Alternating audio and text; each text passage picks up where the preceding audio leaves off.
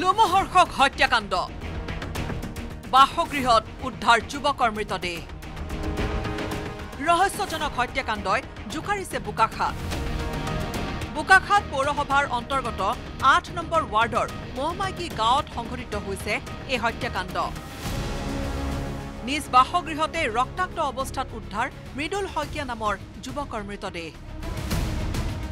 মৃতদেহটোৰ ভিন্ন অংশত স্পষ্ট আঘাতৰ চিন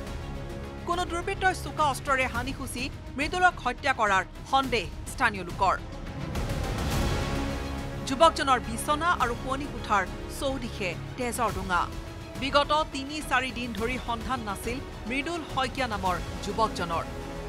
আজি কেইবাদিনো বোলে দৰ্জা চৰ্জা বন্ধ হৈ আছিলে ৩ দিনমান তাৰে ওচৰৰ কাষৰীয়া মানুহকেইঘৰে অলপ বিচাৰ খুচাৰ কৰি পুলিচ থানাত জনালে তেওঁলোক পুলিচ আহি দেখে যে তেওঁৰ ডেড বডিটো পৰি আছে পেছা এজন ৰং মিস্ত্ৰী আছিল মৃদুল ঘৰটোত অকলশৰে বাস কৰিছিল যুৱকজনে মৃত মৃদুলৰ মাতৃ জীয়াই আছিল যদিও থাকিছিল জীয়েক জোৱায়েকৰ লগত আপুনি এতিয়া তেওঁক মাৰা কৰি পেলাই থৈছে ইয়াত এতিয়া কোনেনো কি কৰিছে আমিতো গম নাপাম পৰিয়াল ভনীয়েক আছে আৰু তাৰ বাদে মাক আছে মাক কিন্তু মোৰ তাতে থাকে যি 4 বছৰ তাতেই আছে তেওঁ অকলেহে থাকে কোনে কি কাৰণত এই লোমহৰ্ষক হত্যাকাণ্ড সংঘটিত কৰিলে সেয়া এতিয়া ৰহস্যৰ আৱৰ্তত